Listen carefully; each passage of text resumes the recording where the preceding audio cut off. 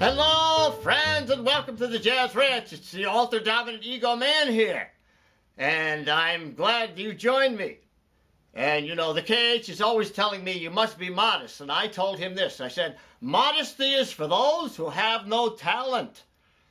Well, anyway, I was going to tell you the story of when I met Ira Gershwin, you know, back in the 80s, the early 80s. I met Ira Gershwin, and he gave me this piece of advice. He says, never be a name dropper. And so I've lived by that my entire life. I've always respected his opinion that one should never be a name dropper. So I had the fortune of meeting Ira Gershwin, you know. And anyway, I think the KH, I think he's coming, so I have to make my grand exit. Here we go. Hello, friends. Welcome back to the Jazz Ranch, and Happy New Year. I'm actually sorry about the Alter Dominant Man. You know, he showed up here before me, and he always has these little bits he does, you know, and he's trying to get some humor out of the whole thing, you know, and he's trying to tell you not to name drop, and yet he's name dropping, you know, like, that's the joke anyway. So like, if he gives you any bit of a laugh or a chuckle, then maybe he's done his job, and we'll go from there. But anyway, I had a subscriber request this particular video that I do a song by George Shearing called Conception, and he wanted me to analyze what Keith Jarrett was doing. Well, I couldn't go that far yet, but step one, I'm going to look into the song and show you some of the things about it, about the melody, about how the bebop, in other words, the important aspects of like learning this song to help you to play bebop jazz and also bebop improvisation. So it's a very good song to learn. So here we go now with the song by George Shearing called Conception. Before I play the song Conception, I want to mention that George Shearing plays this at a tempo of 100 for the half note. Now that's right up there. That's an up-tempo tune.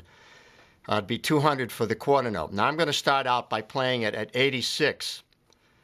And I would recommend starting it somewhere around 60 or 69. I have a version of playing it at 69 tempo. I'm not going to include that in this video because it'll make it too long. It's a long song even though it's up-tempo.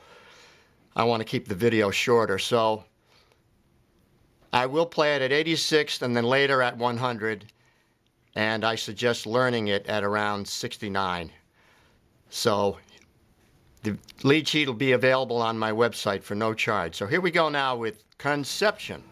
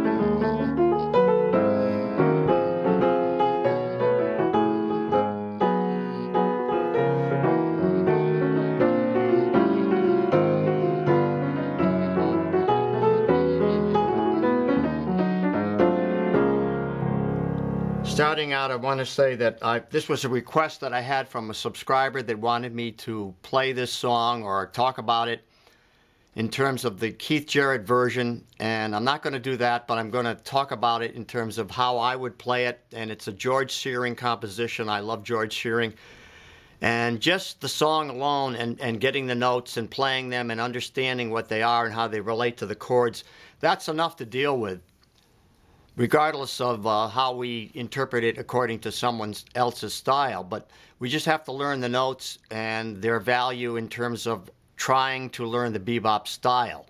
Now, if you learn this song and you just learn it in the right hand, you will have accomplished a lot, because it's very, shall we say, complicated in terms of its rhythm and the fact that you're playing a lot of eighth notes. You know, so it moves along like a jazz and a solo. There's also 16th notes in here and some unusual rhythms, so we have to deal with those quarter note triplets and those sort of things. So this is what this, if you just learn this one song, you will progress in terms of your knowledge of bebop music and bebop soloing. Continuing, the first chord is E flat minor 7 flat 5. Now we're in the key of D flat. So we have those, all those are flats, okay? First chord is E flat minor 7. Now that A in there is not in the scale, but he decided to alter it because he's going to play this melody. That's pretty cool opening line. So I just put the 10th in there like that, root and 10th, like, and then can't put the chord in there because it's in the way of the melody. But now the important thing is to understand that that note hits on the end of 4, but it really should be linked with the next chord of the song to make it, like, in other words, offbeats are paramount. They're important in jazz, so we just emphasize them by putting the chord on there, like this. Put the chord on there, that makes it stronger, right, than if I just played it like this. Let's see. Put the chord after it like that. Now I'm gonna make that note stronger by putting the chord on it. And then I did this. That's a drop 2. I just harmonized the melody. That's in tenths, like that, and filled the chords in. That's a D flat 6 9. Now here you can put the either sevenths to that chord, A flat, and then the next chord ends up on end of 4. So he has interesting rhythmic concepts here, like, let's get it. These are offbeats. Those are offbeats. 1, 2, and. So, you know, bebop is all about the on-beat and the off-beat. So you have to have a variety of that. So we have eighth notes, then off-beats. Then back on the beat again. Offbeat, then a hit on 4. See, so that variety, rhythmic variety there, really makes this bebop, and also unique in its own rhythmic aspect as well as melodic aspect. Continuing, so he ends up there on an A flat minor 7, like it's then A flat major, then it goes A flat minor. So that's a 2-5-1, right? A flat minor, D flat 7 into G flat. Rather than 2-5-1 into the major, it goes into a dominant chord. That allows for movement. Then he goes down chromatically. So this is very interesting. He has 2-5-1, 6. Then he has this chromatic movement.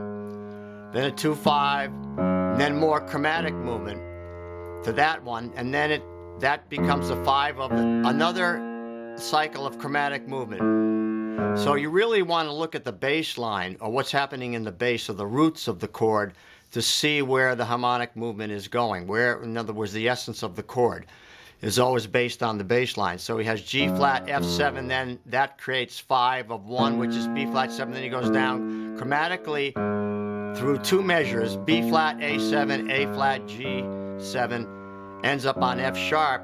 Now this becomes another 2-5. So mixing up those chromatic moves with the 2-5s is what the harmonic structure of this song is, that's so fascinating. And then he puts this fascinating melody that's complex against it. So it's really quite a masterpiece. So we'll look at the details in the melody now. Okay, so the bridge now goes to an F sharp minor 7. Now that is not in the 4 chord, right? But the 4 chord should be major in D flat, but it's minor now. So it becomes a 2 of B7, which is 5, and taking us to E major. So you can alter any chord in the system, make it a 2 chord, relate its 5, and then move to another key, sort of that way. So he has this interesting line, like he has these lines that have 16th notes, like those turns, and then this line here into E major. There you have it. Now up the scale, So now he ends up there on that A flat minor. So it's up the scale to A flat minor. Now that's the 5-chord minor. Now he goes through this cycle of fifths chromatically. A flat minor, D flat, G minor 7, C7, F sharp minor, B7, taking him down to E minor.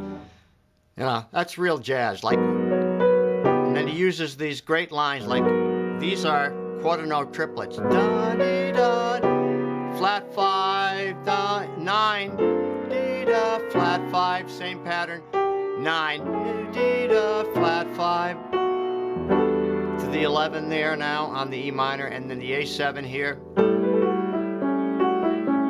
That takes us back to E flat. Now, how do we get back to E flat minor 7 flat 5? Well, the A7 is just the tritone substitute of that chord.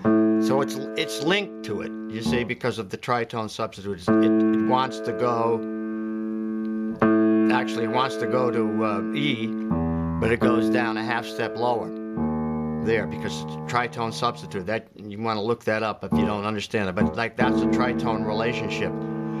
So it's beautifully linked.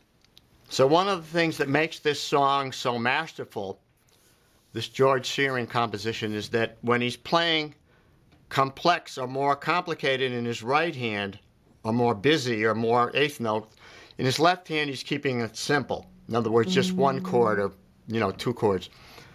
When he gets more complex in the left hand, then he gets simpler in his right hand. So that's very interesting. In other words, the first chord is this, and then it goes eighth notes.